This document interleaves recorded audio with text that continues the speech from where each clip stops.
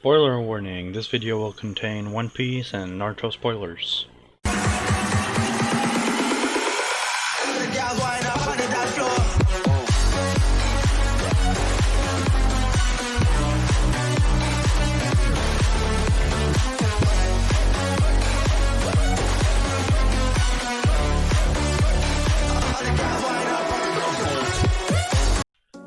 Hello you lovely cups, it's the Dragon Lord here, back again with part 4 of What If Luffy Had the Rinnegan. Now before I begin, I would like to say that if there's any background noise, I'm currently watching my little cousin.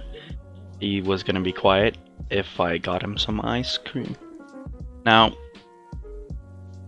I would also like to say we are nearing 50 subscribers, and that I'm gonna do a What If special for that. Also tomorrow I will upload another MC video, but because no one asked anything, I just talk a bit about the schedule of like what ifs and videos, and also ask you guys some questions in that video. For example, if you guys want me to make like a Discord or something where you can talk with me. Also, if you guys have any other questions, just put hashtag question for dragon or hashtag question for Claire, which if you don't know who Claire is, go watch my first video, it will be linked in the top right of the screen. She won't be here often though, but in the future when I upgrade my PC and go on to some other gaming content like Overwatch, you might see her more often. Well anyway, let's get back into it. Last time, Luffy beat both Mihawk and Krieg. As he's now standing there, all of the Krieg pirates start cheering for being freed from their evil ruler. But one man, nicknamed Pearl, shows up and makes a ruckus, as he starts burning the ships for revenge, but gets quickly stopped by Sanji, who gives him a few kicks in the face. The entire Sanji leaving thing happens with Zeph and Sanji crying, but they end up setting sail. Now, unlike in canon, the Going Merry is still there, but they take Sanji's ship as well, since it has a storage and a few supplies. On the seas, Nami asks Luffy for a favor. Luffy hears her out, and Nami explains that she's in a huge debt with this guy named Arlong, and that if she takes the treasure of the ship, she should just about cover the debt. As she asks Luffy's permission to take the treasure, Luffy tells her yes, but he asks if she will stay after and become his navigator, which she says of course to. They are sailing and they near the island. They talk, and eventually Luffy and some others get hungry. They ask Sanji to make some meat, and Josuke asks for bean sprouts. Zoro just asks for food, and Usopp wants some stew. Now before I continue, word of Luffy's massive bounty spreads around fast. And he does get seen as a Yonko in the Grand Line, but he doesn't know what that is yet, and they aren't in the Grand Line. So they don't know what a Yonko is yet. If you don't know what a Yonko is somebody who went way over 1 billion and is like revered as a pirate king or something like that. Pretty much somebody with huge power. And in the Grand Line, Luffy gets seen as that, but you know, in the East Blue, he just gets revered as one of the strongest pirates, if not the strongest. While eating, a massive cow-like fish pops out of nowhere and stares at the crew, who are eating. Now, Nami recognizes this fish as Mumu and tells Luffy that it's probably hungry. Luffy feeds Mumu and they basically tame the sea creature instantly. They ask if the creature can bring them to Arlong Park, which Mumu agrees to. Now they arrive shortly after, and Luffy gets off the ship confronting Arlong. He tells Arlong that Nami is here to pay off her debt, and that she has enough money to pay it off, and that after she pays it off, she will leave the Arlong Park. Now Arlong knows that Luffy has a bounty of 1.5 billion, so he doesn't attack Luffy and agrees to Luffy's terms. Luffy and the crew go over to the village and enjoy their stay for a while. Now Nami thanks him and leaves, while the others enjoy a drink at the tavern. Nami goes home, but what she finds shocks her to her very core. The entire mandarin farm is completely ruined, and the treasure she's been saving up for years, as she cries out in sadness, it's just gone, she says. She hurries to Arlong Park but stumbles on the way, as she is so sad that she starts stabbing her own shoulder, right where the Arlong mark is. But Luffy stops her and puts his straw hat on her head, and tells her that he will get them, Now Arlong meant to stop the Marines from destroying the Mandarin farm and stealing the money because he knows that if Luffy gets mad at him, he will get killed and all his progress would be lost. So he calls the Marines to stop them from getting the money, but they tell him that they already stole it. So Arlong sends a fishman to retrieve the money and the Marine captain. As the Ratman gets snatched away together with the money Nami stored. Luffy and the others arrive, including Nami. Now Luffy walks up to Arlong, who is shaking in his boots, as Arlong tells Luffy that it was a marine captain who destroyed her Mandarin farm and stole the money, and that they can take the money and that Arlong will leave and never return. But Luffy clears his throat. So you think it's alright to just blame it all on a marine captain? The one you probably paid off to get the money? You didn't know that Nami was part of my crew, so that's why you're being so nice all of a sudden. I'm not having it, Arlong. You tortured this poor girl, took everything away from her, and you just think I'm forgiving you like that? You will give me everything that Nami made, and you will leave this village and the East Blue, and if I ever hear that you're here again, I will destroy you. Luffy says this with a very menacing look on his face. Now Arlong has sort of a mental breakdown because of this, and in an act of foolishness, sends his pirates after Luffy. Now, Luffy uses Conqueror's Haki. He doesn't use it on purpose, he uses it on accident, and makes all of the goons pass out, which makes Arlong nearly pee himself, as he sends his best after Luffy. As an octopus with 6 swords is about to strike Luffy, Zoro comes in and makes short work of him. And the Karate Man gets destroyed by Sanji in seconds. Also, the guy with the weird mouth who spits the beats gets beat by Usopp, who is stronger than in canon, remember? As it's now just Arlong who shakes in fear, but is in desperate attempts attacks Luffy. Luffy tanks the hit and punches Arlong so hard in the face, it sends him flying. Now Arlong stands up, but his nose falls off, as this pisses him off. He goes after Luffy with his teeth technique, but Luffy just uses Haki to arm himself, and breaks Arlong's teeth, as Luffy uses Shinra Tensei to flatten Arlong into the ground, and tells Arlong to leave. As Arlong leaves, Nami asks Luffy how he knew, and he tells her that a girl named Nojiko told them everything. Now Luffy does send the marine captain flying back to his ship after telling him to leave this island alone. The marine captain reports this to HQ, and Luffy's bounty goes up by just a little. It's like, his bounty is like 1,550,000,000. So, yeah.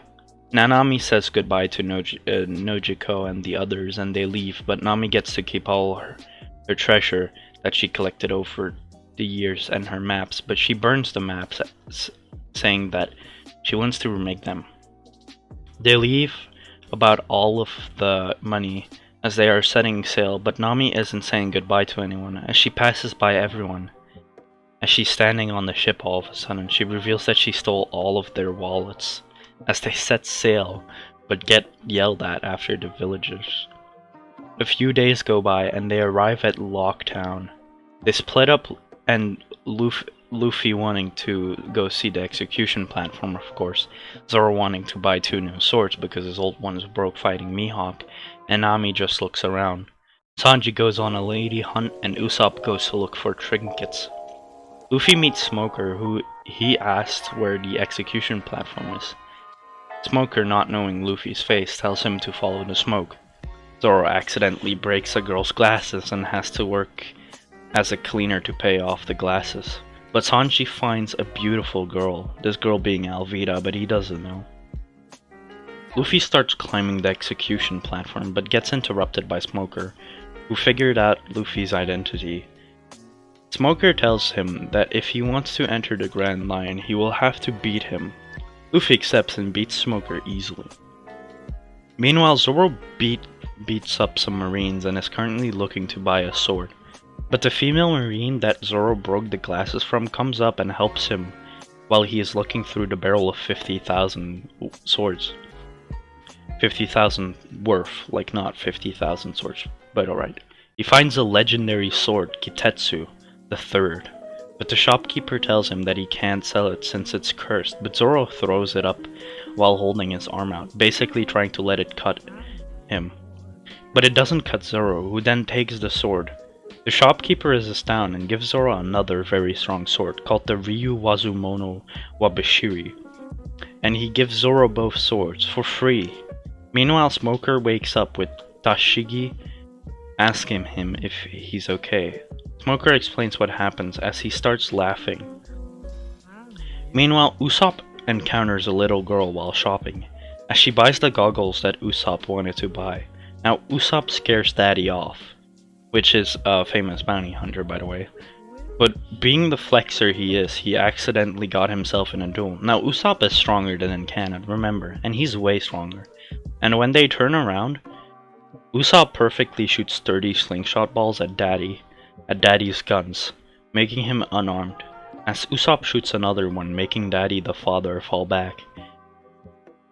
As Usopp is standing over him with his slingshot drawn and a kind of spear-like bullet in his hand, he aims at Daddy but lets it go, telling the old coot that he has too much to live for. As Nami calls out Usopp, Daddy the father asks him if he knows Yasopp, but Usopp tells him that Yasopp is his father. He tells Usopp that if he can complete a challenge that he will get the goggles for free, as Usopp agrees, of course wanting the goggles.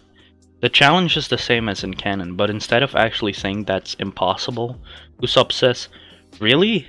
I could shoot that circle in the crown with my eyes closed," as Usopp shoots the crown of the fish out with his own eyes closed. Surprising the three spectators, Usopp gets the goggles and Daddy, the parent, tells Usopp that it was an honor meeting him, and he and his daughter leave. Meanwhile, Zoro and Luffy are eating at a restaurant, and Buggy, who is trying to find Luffy, pays for their food on accident. They leave and Buggy sends the weird animal cosplay dude after them. Sanji wins a cooking contest meanwhile, and gets this very rare fish that he's planning to make for the crew when they leave. Luffy finds the execution platform again, and gets on top of it this time. Last time when he was climbing, he got sent flying by Smoker, but knocked him out with a long-range attack. But Luffy sees the city and says, "So this is what the king of the pirates saw when he died." When all of a sudden, a beautiful lady calls out to Luffy. After a talk, Luffy puts it together that she is Alvida, and asks her how she lost all of that weight. Now keep in mind, Luffy is smarter, so he actually figured out that she is Alvida. She looks amazing compared to the old Alvida, he says, which makes Alvida blush, who is in love with Luffy. But of course Luffy has no interest, as she explains that she ate the smooth fruit. As Buggy shows up and captures Luffy, and is preparing to execute Luffy out of nowhere, slowly a storm starts brewing. Nami and Usopp go to the ship to see if everything is okay, and Sanji and Zoro go to the execution plaza. As they start beating a lot of pirates, Luffy just smiles, but when Buggy is about to chop off Luffy's head, lightning comes down and hits the execution platform as it crashes down in flames. Luffy exits without a scratch, saying that was fun. As Buggy's men go after him, but he simply uses Conqueror's Haki to make them pass out. When he used it last time, it was on accident, but remember, he has the Rinnegan, and one of his abilities is to learn faster, so he actually learns how to use Haki, just a little. He can't do big things yet, but he's trying to learn. Whenever they set sail, they learn. So, just wanted to make that clear. As he passes Alvida, Zoro and Sanji follow him towards the Going Merry, but Zoro gets split up and Sanji takes the lead and heads to the Going Merry, and Luffy gets ambushed by Smoker. Now Smoker starts fighting Luffy again, but Luffy activates his Haki and knocks out Smoker in one clean hit. Now Dragon, which is Luffy's father, spectates from the side and is pretty proud of his son. Meanwhile, Zoro encounters that girl again, and unlike in canon, he beats her using one sword instead of two, and he runs off instead of finishing her off, which she gets mad about, asking him why he didn't finish her off, as he explains that She looks like someone he knew back in the day who died, and before he knew it, it sounded the exact same too. Now, they all get on the ship and set sail, and while the storm is going on, they all make a vow to become their dreams, or do their dreams. Luffy's vow, of course, being the king of the pirate thingy. Sanji's vow to find the all blue. Sorry, excuse me. Zoro's vow to become the greatest swordsman. Which, by the way, Luffy is the greatest swordsman now, because technically he beat Mihawk, so he's the greatest swordsman now. Nami's vow to draw the map of the whole world, and lastly Usopp's vow to become a brave warrior of the sea. They find a little girl eventually after a few days, who leads them to an island where they find an old dragon. They help the dragon return to its home, say goodbye, and set sail for the Grand Line. But if you want to know what happens on the Grand Line, you'll have to wait for the next video. If you have any questions for the weekly MC video, about my channel or anything else, you can just put hashtag question for dragon, or if you have any question for Claire, you can put hashtag question for Claire in the comment section. And I'll see you guys in the next video.